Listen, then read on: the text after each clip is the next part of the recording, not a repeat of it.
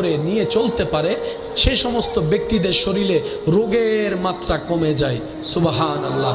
তাদের ব্রেনের শক্তি বেড়ে যায় সুবহানাল্লাহ। তাদের হার্ট ভালো থাকে, তাদের শরীরের জয়েন্টগুলো ভালো থাকে যাদের সাথে নামাজের সম্পর্ক থাকে। ওই যে রব্বুল আলামিন বলেছে ইন্নাস সালাতা তানহা আনিল ফাহশায়ে ওয়াল মুনকার। তাই রবের কাছে সবসময় ফরিয়াদ করবেন, আল্লাহ নামাজ তো আমরা পড়তেও জানি না, আমরা শুধু অঙ্গভঙ্গিটা করতে জানি, তাও সঠিকভাবে আমরা কেউ করতে জানি না। আল্লাহ গো, তোমার কাছে ভিক্ষা চাই, এই নামাজের ভিতরে তুমি যত ধরনের নিয়ামত দিয়েছো ওই নিয়ামতের বৃষ্টিগুলো একটু আমার উপর বর্ষণ করে দাও সুবহানাল্লাহ। আল্লাহ আমিও তোমার প্রিয় বান্দার লিস্টিতে নাম লেখাতে চাই। আল্লাহ আমিও ইজ্জতের জীবন চাই, আমিও কবরকে আলোকিত দেখতে চাই। তোমার দয়া ছাড়া তো কিচ্ছুই সম্ভব না। আল্লাহ আমি চেষ্টা করছি তোমার ইবাদত করার, আমি যেভাবে ইবাদত করলে তুমি খুশি হবা আমাকে তুমি দয়া করে নিজ গুণে সেভাবে ইবাদত করার সুযোগ করে দাও।